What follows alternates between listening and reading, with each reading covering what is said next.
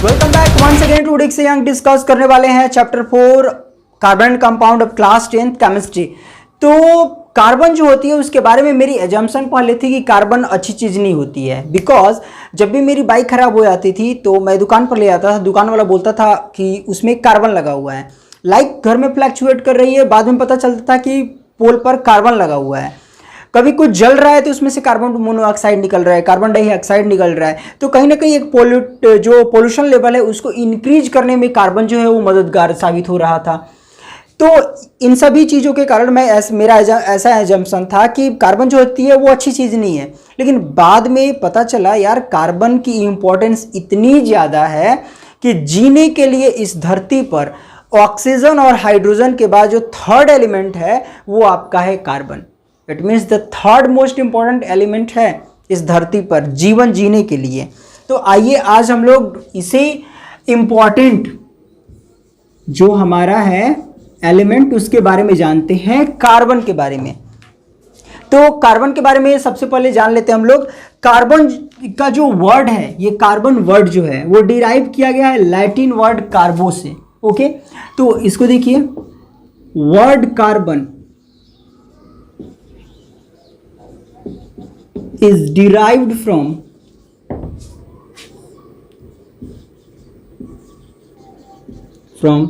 Latin word carbo,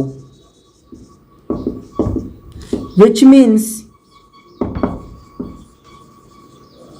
कोल। इसका मतलब होता है कोयला। अब बाकी की बातों को हम लोग यहां से जान लेते हैं। सबसे पहला जो टर्म हम लोग जानेंगे कि carbon is a non metal.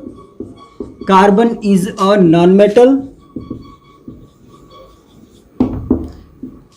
इसका जो एटॉमिक मास होता है, इसका जो एटॉमिक मास है,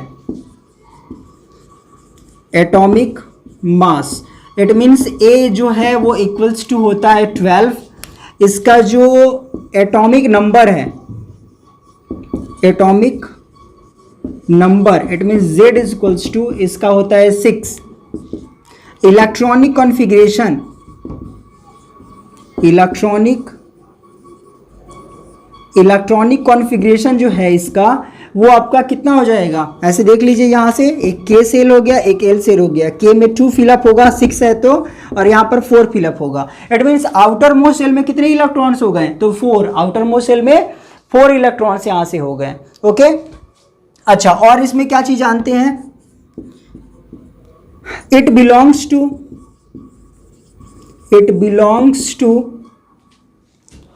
group 14,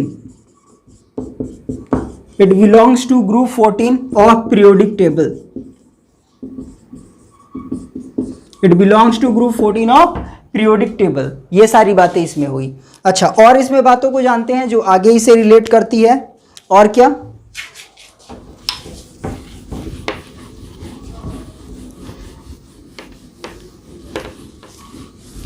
और इससे रिलेटेड जो बातें हैं उनको देख लीजिए। जो कार्बन है,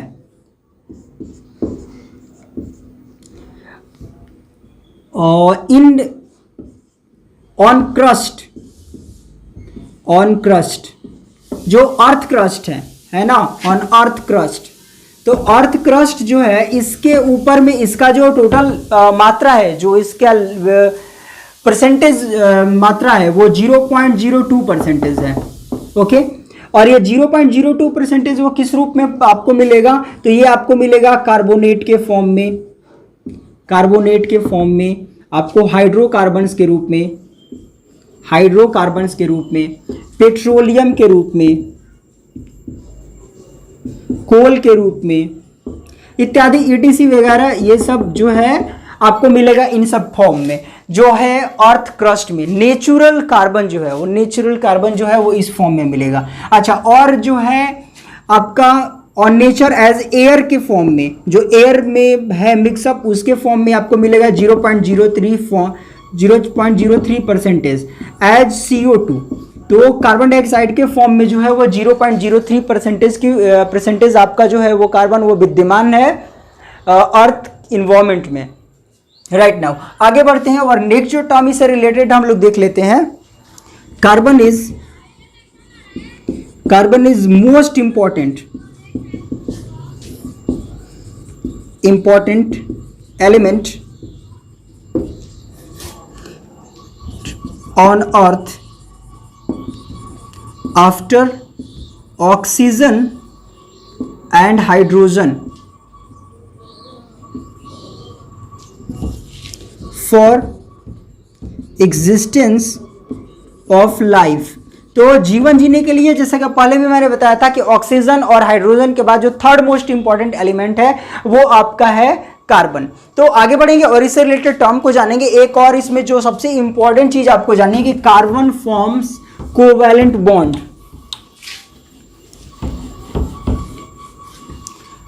देखिए, कार्बन फॉर्म्स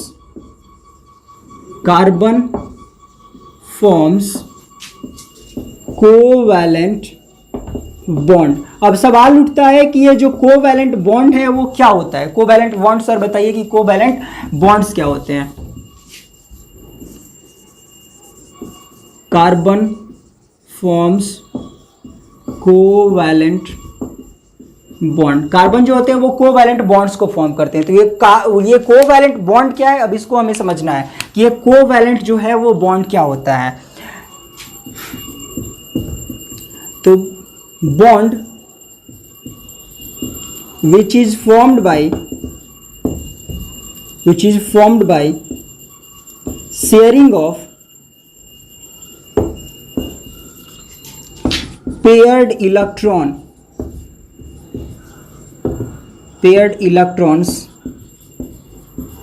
between atoms। तो एटम्स के बीच में जो इलेक्ट्रॉन्स होते हैं उनकी जो शेयरिंग होती है उससे के कारण जो बॉन्ड का निर्माण होता है उसे बोलते हैं हम लोग कोवैलेंट बॉन्ड।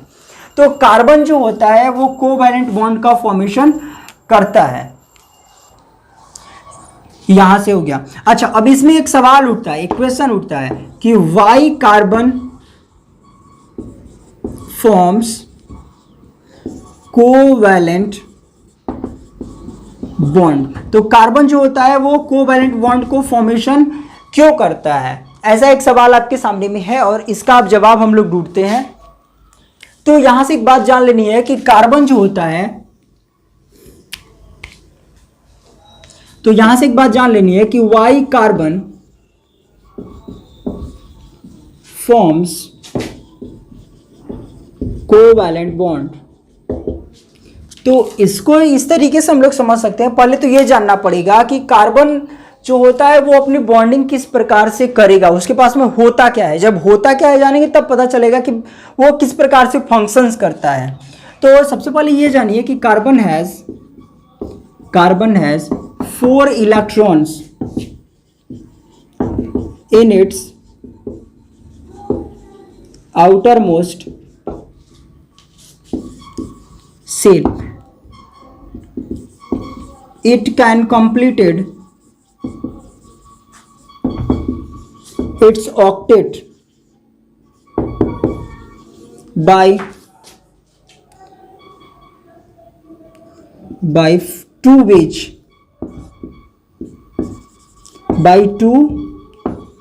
ways. तो देखो 4 इलेक्ट्रॉन्स इसके बाहर के सेल में होते हैं और 2 तरीके संभव हैं जिससे ये कर सकता था।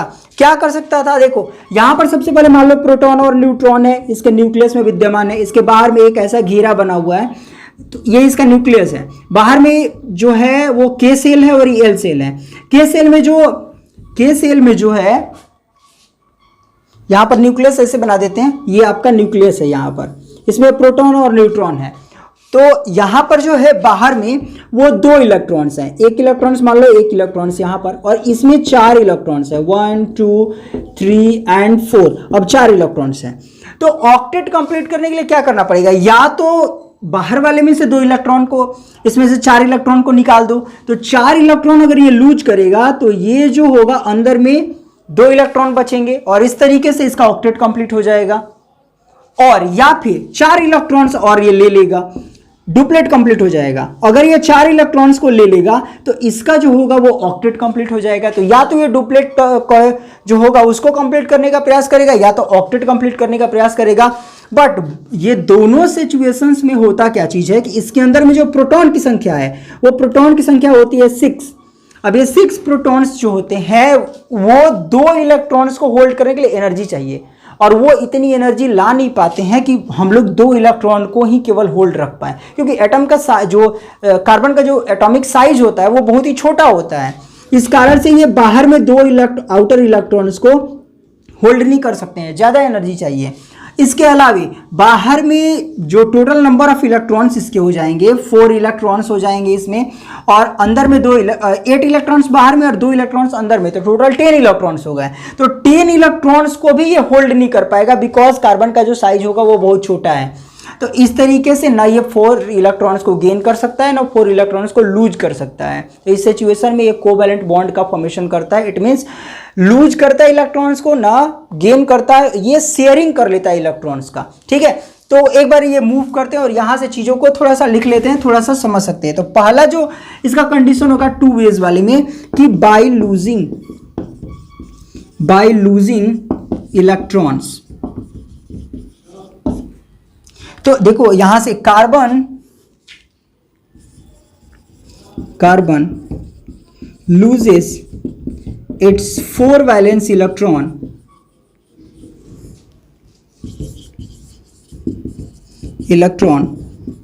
to become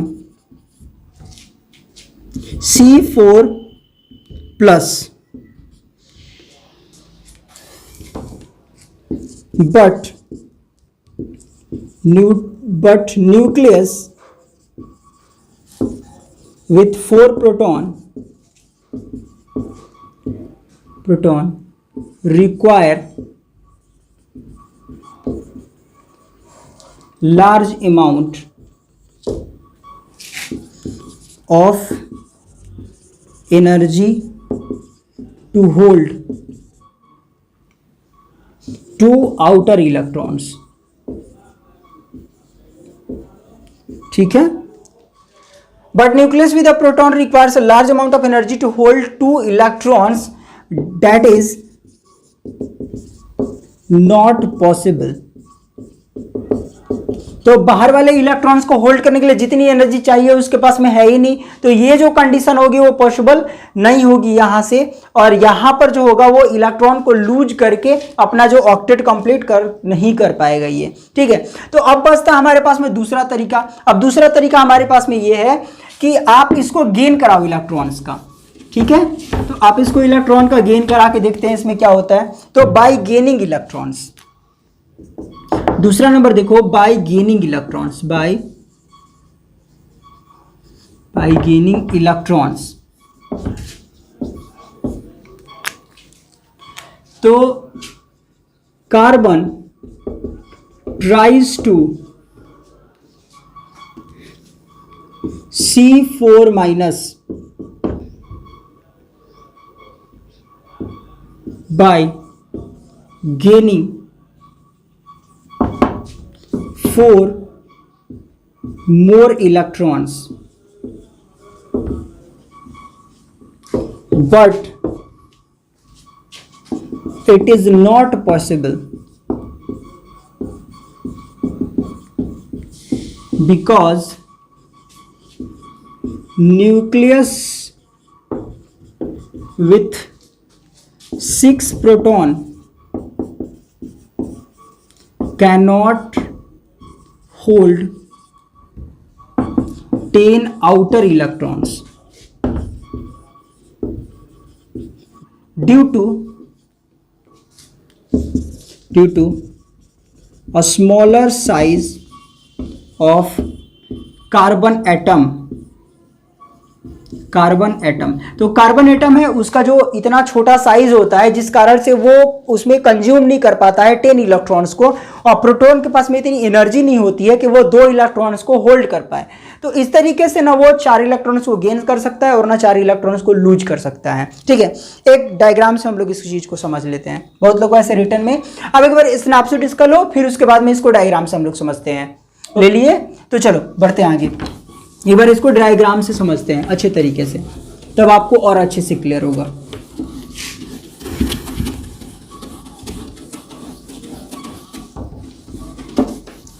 चलो देखिए, बीच में हो गया न्यूक्लियस अब इसमें जो होता है, एक होता है प्रोटॉन और एक होता है न्यूट्रॉन, ठीक है।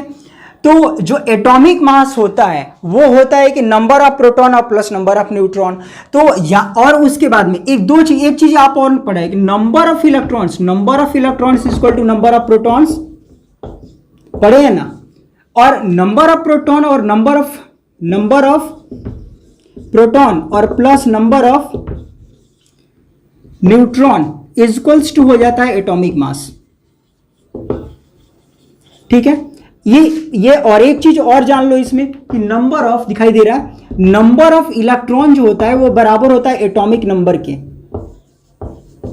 ये इतनी बात पहले दिमाग में बिल्कुल रखनी है, जब भी केमिस्ट्री पढ़ना है तो इतनी बात समझ में रखनी है। एटॉम का जो मेन कॉन्सेप्ट है वो दिमाग में ऐसे कोड रखना है, बिल्कुल दिमाग में बिल्कुल नहीं, एकदम मुंह पर आपके, मतलब रहना चाहिए एकदम फ्रंट पर, कि सोचना ना पड़े ये चीज कि एटॉमिक नंबर की बात कर रहा है तो नंबर ऑफ इलेक्ट्रॉन दिया हुआ है, नंबर ऑफ इलेक्ट्रॉन दिया हुआ है, इसका मतलब नंबर ऑफ प्रोटॉन दिया हुआ है, और नंबर ऑफ प्रोटॉन दिया है और नंबर ऑफ न्यूट्रॉन दिया है तो हम लोग उसका एटॉमिक मास निकाल सकते हैं। तो ये चीज एकदम बिल्कुल लिख के रख लो, है ना, दिमाग में ऐसे चिपका लो उस चीज को।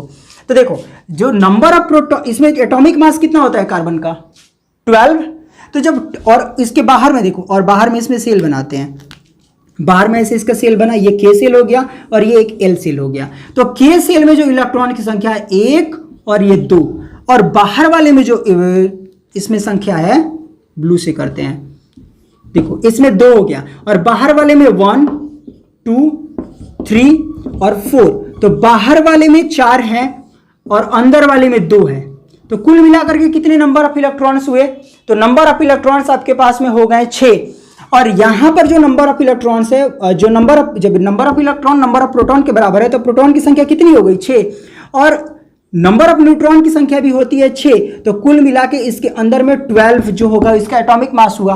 नंबर ऑफ प्रोटॉन की बात नहीं करेंगे, नंबर ऑफ न्यूट्रॉन की बात नहीं करेंगे, नंबर ऑफ प्रोटॉन की बात करो। अब देखो होता क्या चीज है, ऑक्टेट कंप्लीट करने के लिए या तो उसके आउटर मोस्ट सेल में 2 इलेक्ट्रॉन्स होने चाहिए या आउटर मोस्ट सेल में 8 इलेक्ट्रॉन्स होने चाहिए, आप पहले से पढ़ चुके हो।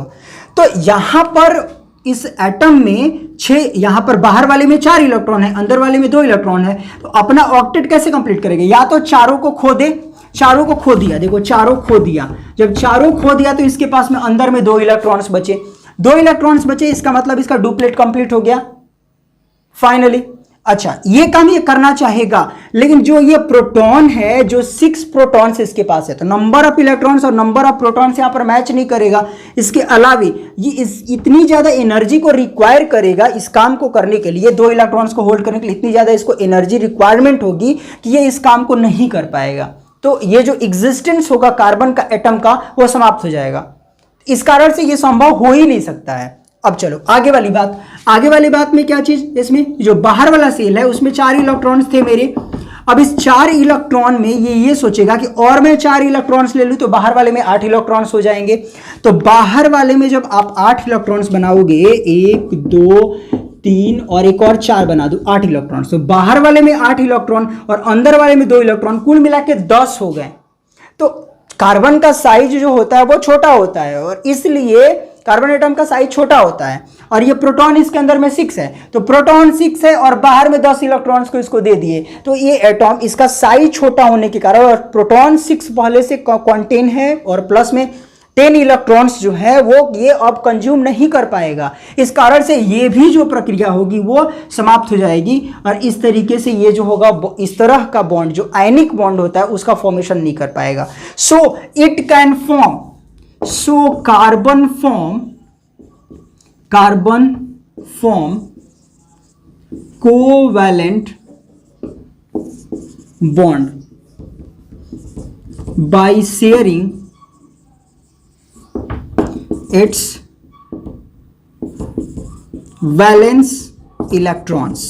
ठीक है, अब बात समझ में आई यहां से कि जो वैलेंस इलेक्ट्रॉन है, मतलब जो उसके 4 इलेक्ट्रॉन्स हैं उसको या तो शेयर करेगा किसी के साथ में भी, और शेयर करके क्या करेगा, अपना ऑक्टेट कंप्लीट कर लेगा। तो राइट नाउ इससे रिलेटेड कुछ एग्जांपल्स को देखते हैं तो और हमें अच्छे तरीके से चीजें क्लियर होंगी और अच्छे तरीके से हम लोग इसको समझ पाएंगे। तो इसको इरेज करेंगे। एक ब्लूप्रिंट की तरह तौर पर इसे ले लो, स्नैपशॉट। समझना होगा तो इस फिगर को देख करके बहुत सारी चीजों को अंदाजा लगा सकते हो। ठीक है, एक बार लो स्नैपशॉट लेना है तो आगे बढ़ेंगे फिर।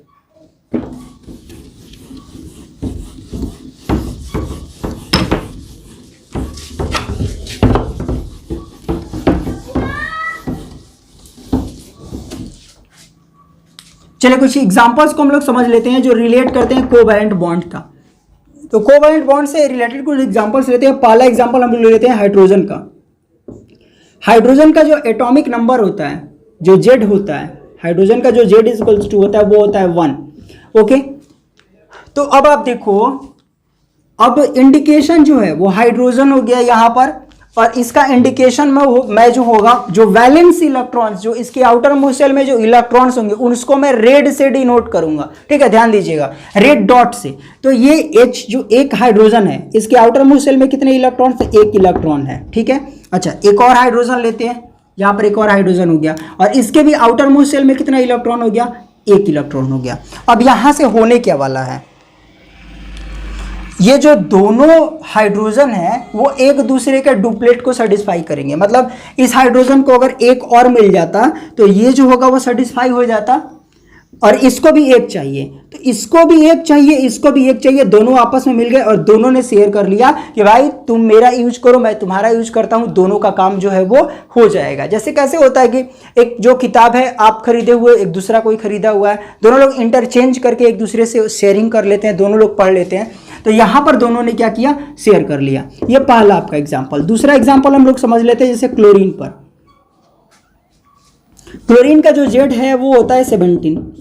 ठीक है, तो अब यहां से देखो क्लोरीन जो है, और एक क्लोरीन और लिखते हैं, और इसके आउटर मोस्ट सेल में जो number of outer most shell में जो वैलेंस इलेक्ट्रॉन्स होते हैं उनको मैं इंडिकेट करता हूं यहां पर डॉट से। तो इसका थोड़ा सा वैलेंसी देख लिया जाए। 17 है तो हो जाएगा 2 इलेक्ट्रॉनिक कॉन्फ़िगरेशन। तो यहां पर हो जाएगा ये क्या चीज, ये हो जाएगा आपका 2, 8 एंड 7। तो आउटर मोस्ट शेल में कितने इलेक्ट्रॉन मिले? 7 इलेक्ट्रॉन्स मिले। तो 7 इलेक्ट्रॉन्स को आप लिखो 1 2 3 4 5 6 एंड 7। यहां भी देखो 1 2 3 4 5 6 एंड 7। आउटर मोस्ट शेल में इसके कितने इलेक्ट्रॉन? 7। इसके आउटर मोस्ट शेल में कितने इलेक्ट्रॉन? 7। चाहिए कितना? 8 चाहिए। तो ये बोलेगा कि तुम मुझको 1 दे दो और मैं तुमको 1 दे दूंगा। तो देखो इसका भी 8 कंप्लीट हो गया। काउंट करके देखो, कैसे काउंट करेंगे? 1 2 3 4 5 6 7 और उसका वाला 8, इसका ऑक्टेट कंप्लीट हो गया। अच्छा इधर वाले का काउंट करो, 1 2 3 4 5 6 7 एंड 8, इसका भी 8 कंप्लीट हो गया। तो इसका भी ऑक्टेट कंप्लीट और इसका भी ऑक्टेट कंप्लीट। इस तरीके से दोनों का जो है वो काम बन गया। तो यहां पर ये इस एग्जांपल को हम लोगों ने समझा। अच्छा और चलो और एग्जांपल्स को हम लोग देखेंगे, और एग्जांपल हम लोग समझ लेते हैं। जैसे अगला जो एग्जांपल होगा मैं ले लेता हूं ऑक्सीजन का। ऑक्सीजन का जो जेड होता है वो होता है 8। इसका जो हम लोग फिलअप करेंगे आउटर मोस्ट सेल में देखेंगे कितना इलेक्ट्रॉन्स है। तो पहले वाले सेल में ये हो जाएगा आपका Kl, पहले वाले सेल में 2 जाएगा और दूसरे वाले सेल में 6। तो आउटर मोस्ट सेल में कितने इलेक्ट्रॉन्स हो गए? 6 इलेक्ट्रॉन्स हो गए। अब देखो मैं ऑक्सीजन यहां पर लेता हूं, एक ऑक्सीजन यहां, एक ऑक्सीजन यहां। अब इसके आउटर मोस्ट सेल में इलेक्ट्रॉन्स की संख्या, जो आउटर मोस्ट सेल में नंबर ऑफ इलेक्ट्रॉन्स है उसको मैं नोट करूंगा 1 2 3 4 5 6।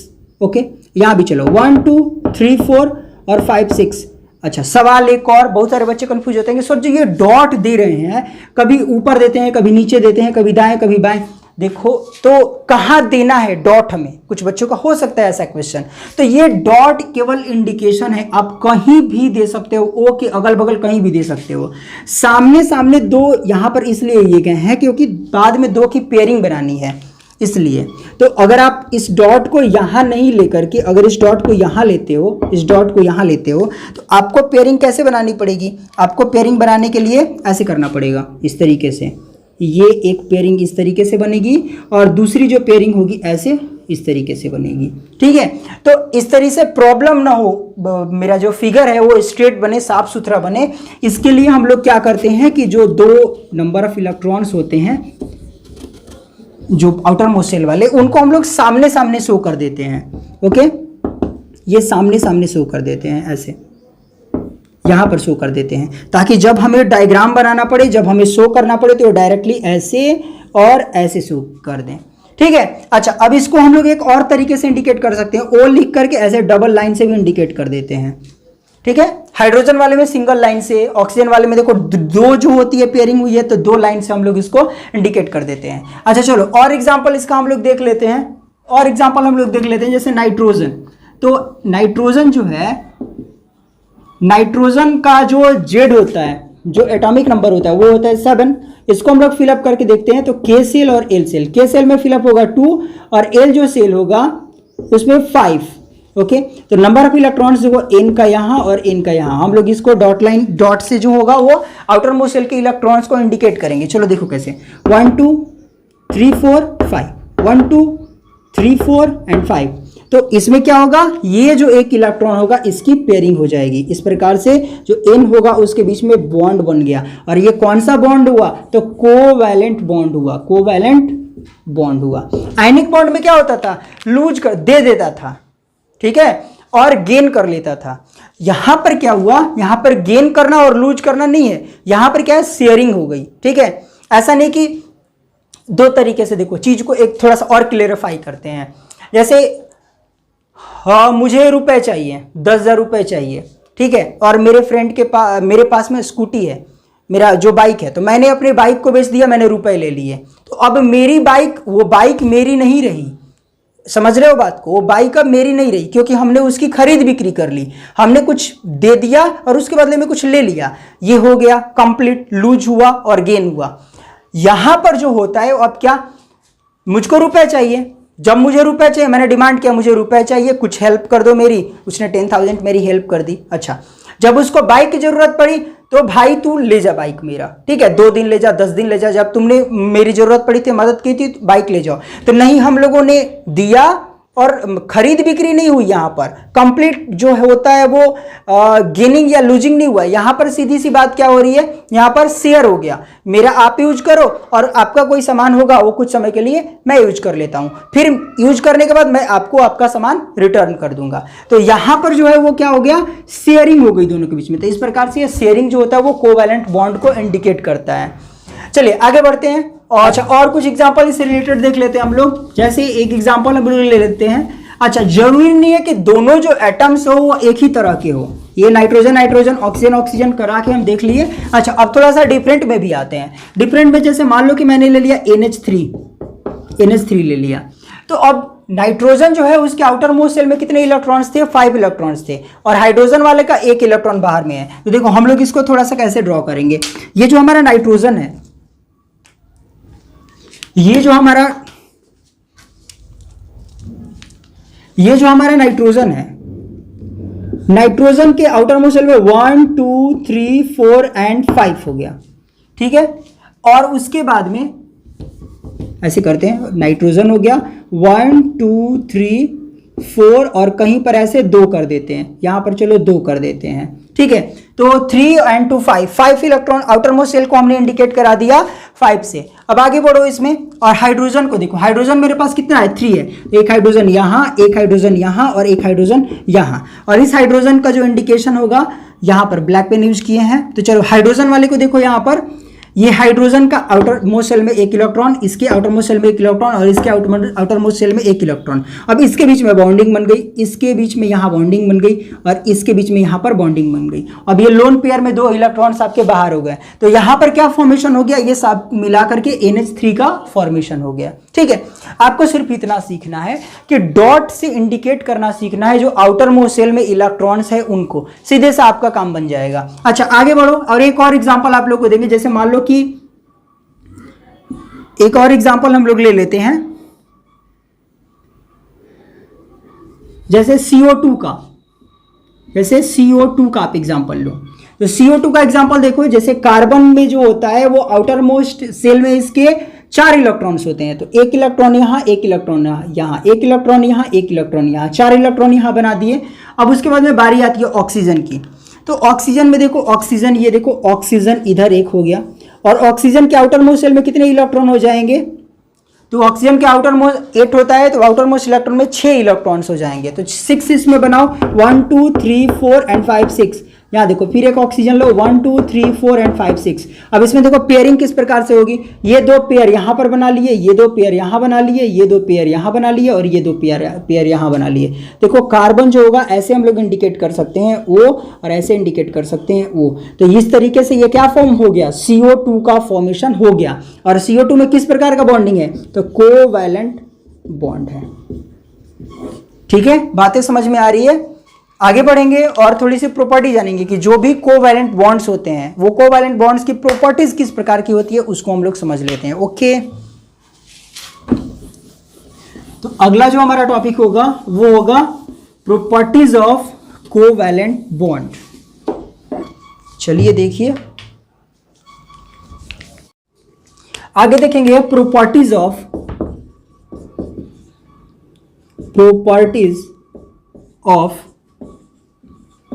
Covalent compound. तो जो कोवैलेंट बॉन्ड से जो फॉर्मेशन होता है जो कंपाउंड्स का, उन्हें हम लोग बोलते हैं कोवैलेंट कंपाउंड्स। तो यहां पर जो फॉर्मेशन हुआ है कोवैलेंट बॉन्ड से मिलके जो कंपाउंड का फॉर्मेशन हुआ उसे हम लोग बोलेंगे कोवैलेंट कंपाउंड। तो इसकी प्रॉपर्टीज देख लेते हैं। पहली प्रॉपर्टी इसकी क्या है, covalent compound has less boiling and melting point